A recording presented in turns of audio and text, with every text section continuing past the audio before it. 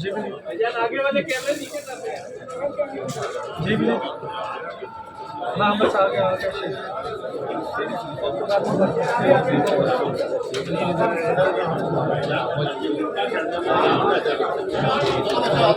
अगर मैं कराची जाते कत्ल हो गया आसफ जरदारी बिलावल शबाज शेख साहब हुआ आप पे जहाँ मर्जी हो 5 मुजरम होंगे आसफ आसफ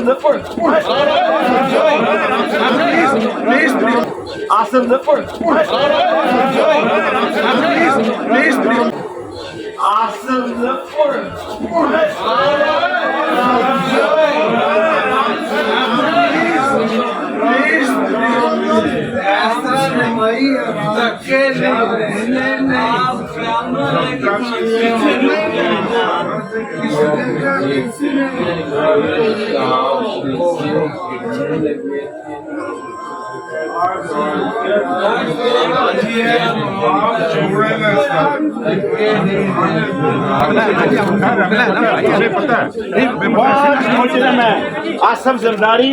बिलावल सनाउल्लाह शबाज और मोहसिन नकवी अगर मैं कत्ल हो जाऊँ शेख साहब आपने कहा था कि एक ही दिन में आजम समाती वाली जहाँ मर्जी हो जाए जहाँ मर्जी से आपने कहा था एक ही दिन में आजम समाती वाली। हाँ जी